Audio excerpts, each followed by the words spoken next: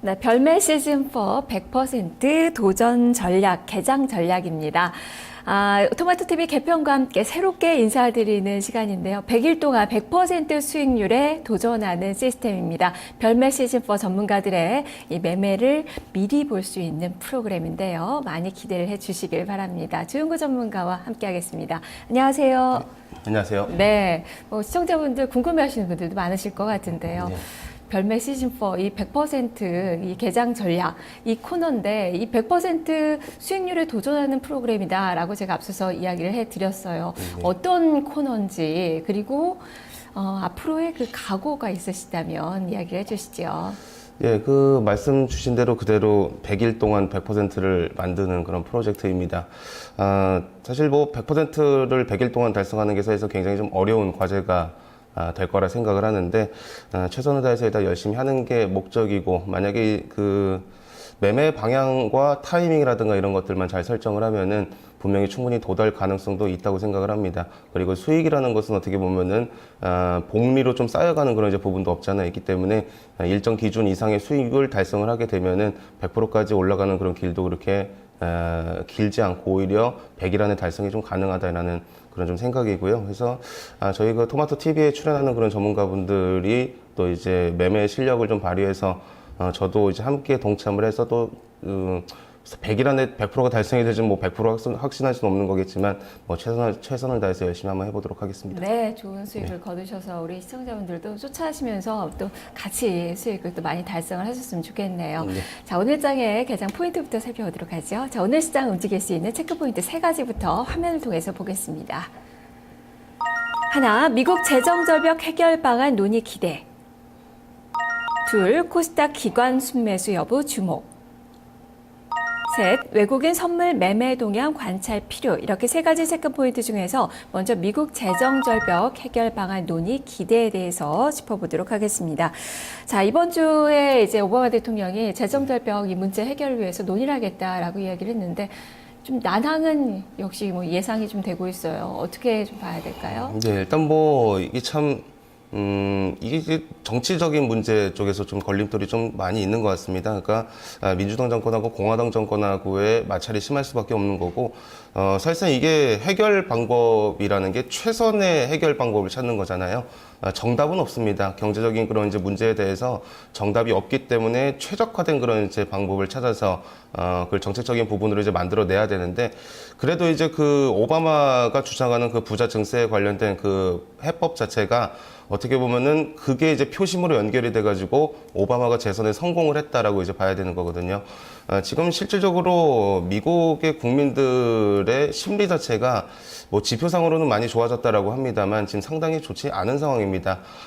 실질적으로 그 푸드 스탬프라고 해가지고 음식 쿠폰을 이렇게 발행받아서 무료로 식사를 하는 사람들이 사실상 줄지를 않고 꾸준하게 좀 늘어나고 있는 추세입니다. 실질적으로 뭐 통계상으로 봤을 때는 실업률이 감소하고 고용도 점진적으로 개선되는 것처럼 보이지만 사실상 그렇지가 않다는 거죠.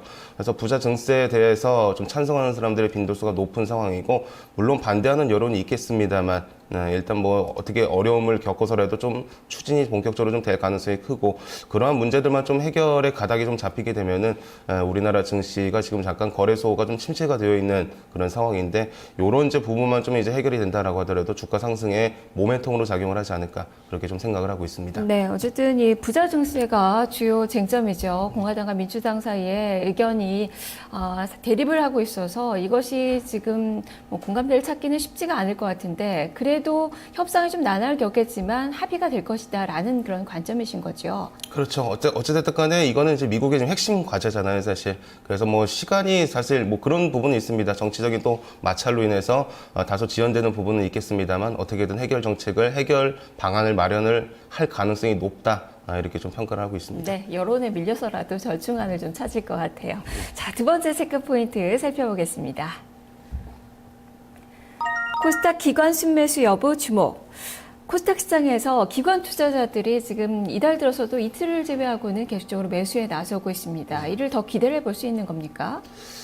글쎄요, 이제 이거는 이제 기대를 해본다는 관점보다는 이제 약간 좀 그 시장 동향에 좀 눈치를 좀 봐야 되는 것 같아요. 그 아까 말씀드렸던 그 재정 절벽에 관련된 문제들, 이 재정 절벽을 해결을 하지 않으면은 아까 화면상으로 좀 보였겠습니다만 이 GDP에 대한 GDP 손실이 한 2% 정도 손실이 날 수가 있습니다. 그래서 이게 만약에 해결이 잘 된다라고 한다면은 다시 이제 거래소 쪽으로 그 외국인들이라든가 이런 유동성의 유입이 분명히 될 수가 있겠습니다만 만약에 그게 해결이 완만하게 좀 되지 않고 또 지연될 가능성을 생각을 한다면은 역시 코스닥 쪽에서의 매수가 계속 쭉 꾸준하게 유지가 될 가능성이 크고 또 그런 기관들의 투자가 수급이 코스닥 쪽에서만 계속 몰리게 된다라고 한다면은 아무래도 코스닥에 상장되어 있는 종목군들의 수익이 거래소를 또 이제 앞지르는 그런 이제 흐름이 이번 한 주에도 전개되지 않을까라는 관점이기 때문에 이거는 이제 무조건 기관이 매수를 할 것이다라는 그런 이제 생각을 하기보다는 계속 우리가 좀 눈치를 봐야 되는 부분이라고 생각을 해요. 그러니까 기관 투자자들이 분명히 코스닥 쪽에서 장 초반에 100억 원 이상대의 매물을 내게 되면은 분명히 또 시장 변동성이 굉장히 좀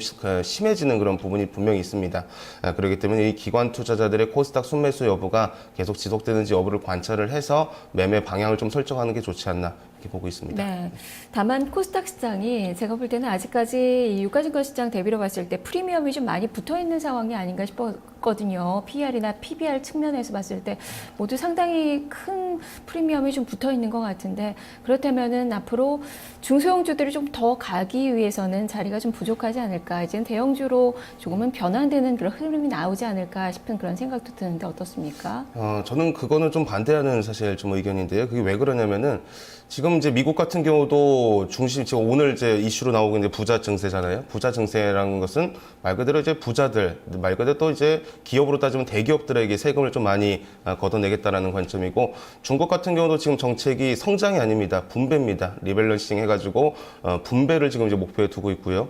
우리나라도 이제 정치인들이 주장하는 게 공통적으로 주장하는 게 보수 쪽이든 아니든 진보든 다 경제 민주화를 주장을 하고 있습니다. 이게 다 국가별로 정책을 다 보면은 다 중소형주들을 위한 어떻게 보면 정책일 수가 있습니다. 그래서 대기업들의 성장은 다소 이제 전 세계적으로 좀 정체될 가능성이 있고 오히려 이제 중소형 기업들, 우리나라로 따지면 이제 벤처 기업들의 육성 방안이 이제 구체적으로 제시가 되고 있는 그런 상황이기 때문에 대형주들의 선전은 다소 좀 시간이 오래 걸리지 않을까 그런 때까지는 하지만 중소형주들의 그런 선전 자체는 당분간 조금 더 이어지지 않을까 이렇게 좀 보고 있습니다. 네, 정책 모멘텀을 또 기대를 해볼 수 있겠다. 우리 또 대선이 있다는 측면에서도 우리 시장에서는 이런 모멘텀을 좀 받을 수 있지 않을까 싶네요. 자, 세 번째 체크 포인트 살펴보겠습니다. 외국인 선물 매매 동향 관찰 필요. 외국인 선물 시장에서의 매매 동향은 좀 인상적이에요. 좀 누적적으로는 좀 매도 우위가 나타나고 있는 구간인데 어떻게 봐야 될까요? 예, 그러니까 이게 참, 좀 약간 뭐라고 해야 될까요? 매매를 하다 보면 약간 좀 거슬린다고 해야 될까요? 이제 좀 네. 불안합니다. 사실 외국인들의 누적 순매도가, 지금 이제 다음 달이면 이제 만기일이잖아요. 이제 만기일인데 누적 매도가 상당히 좀 많은 편입니다. 이번 12월물 같은 경우가. 그렇게 보면 어떻게 보면은 지금 이제 외국인들 입장에서는 시장을 다소 이제 하방으로 좀 보고 있다라는 그런 관점이고 주식 쪽에서도 일부 뭐 NHN이라든가 이런 종목군들 보시면은 공매도가 좀 상당히 많은 편입니다. 그래서 이런 이제 부분들도 역시 좀 체크 포인트가 됩니다. 외국인들이 지속적으로 이렇게 하방에 겨냥을 하고 있다라고 한다면은 실질적으로 우리나라의 중요한 좀 수급적인 영향력을 행사할 수 있는 외국인들의 매도는 어떻게 보면 장이 좀 올라오지 못할 수도 있다라는 그런 관점이 되기 때문에 이제 외국인들의 누적 매도가 좀 이제 환매수가 좀 되지 않는다라고 한다면은 지수의 상승이 상당히 좀 제한적으로 움직일 가능성이 크다고 봅니다. 예, 그래서 이런 이제 관점이다라고 한다면은 지수는 이제 1940에서 50, 요 자리를 거래소가 넘어가기가 좀 어려울 수도 있다 이거죠. 그렇기 때문에 이런 이제 외국인들의 선물 매매 동향도 집중적으로 잘 관찰해야 되는 포인트가 된다 이렇게 말씀드리겠습니다. 네, 뭐 환율 하락세가 계속되는 가운데 여기다가 또 재정절벽 우려까지 있어서 외국인 투자가들의 매매 동향은 계속적으로 살펴봐야 될 그 키포인트가 될 것 같습니다. 자, 이렇게 오늘 시장의 체크 포인트들을 살펴봤는데 이제 매매 전략을 들어봐야 되겠죠. 오늘부터 별들의 매매 리그 시즌 4가 시작이 됩니다. 오늘 게시판에서도 보니까 조용구 전문가님 별매 참여하시네요. 기대하겠습니다. 이렇게 좀 멘트가 나오고 있는데요. 그만큼 기대하시는 시청자분들이 많은데 오늘장 매매 전략 어떻게 세우고 계신가요? 예, 일단 아까 그 체크 포인트에서도 몇 번 말씀을 드렸습니다. 거래소 쪽에 대형주를 투자할지 아니면 이제 거래소든 코스닥이든 중소형 종목을 투자를 해야 되는지 상당히 좀 고민이 좀 많이 되는데 일단 방향 자체는 약간 이제 거래소든 코스닥이든 중소형주를 좀 선택을 해야 된다고 생각을 합니다. 그래서 재정적자 문제가 재정적자 문제가 효과적으로 해결이 되는 그런 이제 실마리를 보이기 이전까지는 개별 종목에 좀 집중을 해야 되지 않을까. 어차피 이게 수익률을 높이는 거지 특정 제한된 업종에 특정 제한된 그런 이제 사이즈의 기업을 매매를 해야 되는 그런 원칙은 없기 때문에 수익을 높이기 위한 그런 방안으로서 재정적자 문제 해결 전까지는 개별주를 좀 봐야 된다라고 보고요. 그리고 이제 만약에 재정적자 문제가 효과적으로 해결될 가능성이 있다라고 한다면은 거래소 쪽으로 이제 단기간은 모멘텀이 또 형성될 수 있기 때문에 그쪽도 관심을 좀 가져야 된다 이렇게 항상 좀 이제 말씀을 드리고 그래서 아까 이제 말씀드린 대로 외국인들의 선물 매매 동향을 역시 잘 관찰을 해야지만 거래소 쪽으로 수급이 올 수 있는지 여부를 체크할 수 있을 것 같습니다. 네, 개별주를 주목하신다라고 말씀해 주셨는데 그래도 관심 갖고 계시는 그 섹터가 있을 것 같아요. 어떤 업종을 보십니까?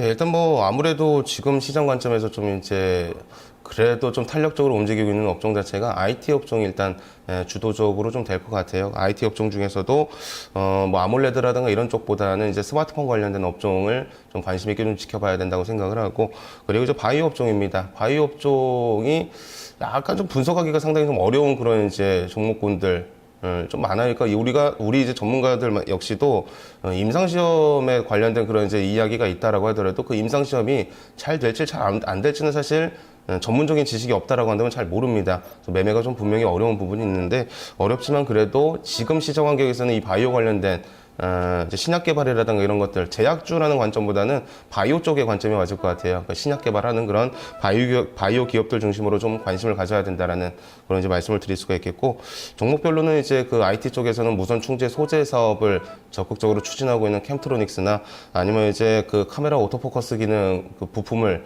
납품하는 이제 옵트론텍 같은 기업들, 그렇게 이제 관심을 가져야 된다 보고, 그리고 이제 지난주를 기점으로 고점을 해가지고 좀 많이 밀린 업종이 있습니다. 게임 업종과 엔터테인먼트 업종 같은 경우 좀 밀렸는데, 지금 이제 부산에서 지스타 2012년 지스타 하고 네. 끝났는지 모르겠습니다만 주말에 일단 뭐 성황리에 좀 이제 잘 진행이 되고 있는 걸로 확인을 했고, 거기서 이제 NC 소프트에서 얘기를 한 것도 이제 모바일이 대세다라고 얘기를 합니다. 그래서 2013년에는 모바일 게임 시장 규모가 아마 1조 원대가 될 겁니다. 그래서 이제 그 온라인 게임의 대표 주자였던 NC 소프트마저도 모바일을 주장을 하는 것을 봤을 때는 그래도 모바일 게임주가 지난달 고점 대비해서 많이 밀리긴 했습니다만 역시 관찰을 해서 저점을 잘 잡으면은 좋은 수익의 기회를 만들 수 있지 않을까, 그렇게 말씀을 드릴 수가 있겠습니다. 네, 지스타는 어제 이제 폐막이 됐는데 성황리에 마쳤다라는 소식들이 전해지고 있네요. 그렇다면 오늘 편입 예정인 그 종목은 캠트로닉스 옵트론텍이다라는 말씀이신 거죠? 네, 이제 오늘 시장 환경에 따라서 이제 매매를 안 할 수도 있겠습니다만 일단 네. 시장 환경에 문제가 없다라고 한다면 편입을 한번 해보려고 합니다. 알겠습니다. 말씀 잘 들었습니다. 네, 고맙습니다. 네. 자, 조용구 전문가와 함께 오늘 살펴봤는데요.